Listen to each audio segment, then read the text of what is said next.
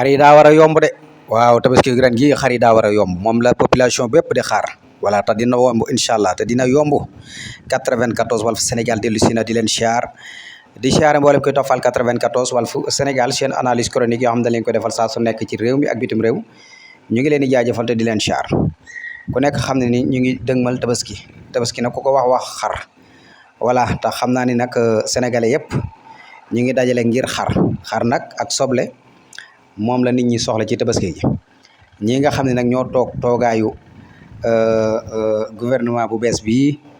ku ci mel ni le président Bassirou Diomaye Faye ak Ousmane Sonko ñu ngi leen di xaar ci xar yi mën a yomb bu baax a baax xar yi pour mu yomb nag yaakaar naa ne ñi nga xam dañuy dugal ay xar fii seeni taxi mën a wàññeeku voilà su ko defee tamit voilà xar yi mën a wàññeeku ba ñëpp mën cee am waaye nag rafet nañ njortu te jàpp nañ ne incha allah rabbi ren moom lu waaye am xar loolu moom njortu nañ ko bu baax a baax ndax ñii moom gis nañ ni wax dëgg yàlla dañoo indaale teraanga dañoo indaale tamit kanam yu féex indaale dëkk bu nayi indaale tamit développement kan yaakaar naa ni ñi nga xam ne ni dañuy tiit muy jàpp nañ ni wala xar yi du yomb ren nañu xam ne xar yi dina yomb incha allah loolu nag sunu njort la ñun voilà gëm nañ ne tamit population bi wax dëgg yàlla kenn ku ci nekk da nga mën a am xar bu baax a baax voilà kon daal ngeen xam ne rek tabaski gaa ngi ñëw ngeen dajale rek kenn ku ci nekk rek nga xam ni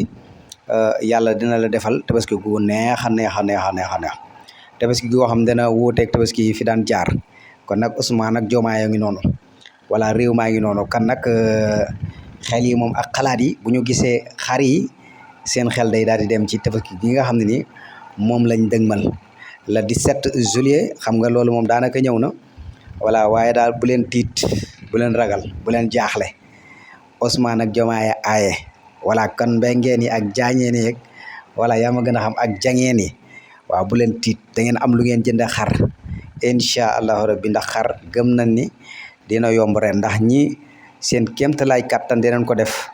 ngir xar yi mën a yomb lool ba ñi fiy dugal seeni xar bu nu indee seeni xar ñu mën a jaay ba mën a am dara dugal ci seeni poos ndax wax dëgg yàlla di dugg si ñu lay teg ay taxi yoo xam dafay metti boo duggee daanaka voilà da ngay bëgg a daal di seeral say xar loolu la ñuy bañ voilà parce que dañuy bëgg rek voilà sénégalais yëpp am xar kenn ku ci nekk am xar mën a tabaski gu neex voilà kenn du ñaxtu kenn du jàmbat ndax développement la ñu wax avancement la ñu wax yokkute la ñu wax ñii nag dañuy door a toog bu leen fàtte ni amagun fi sax juróomi weer voilà bu leen ko fàtte waaw bu ñu toogee léegi yàggut waaye ñu ngi def seen kéemtalaay kattan gis nga seen ndaje mi nga xam ne def nañ ko voilà Ousmane Sonko gis nga ko voilà mu nekk ndaje moo xam wax dëgg yàlla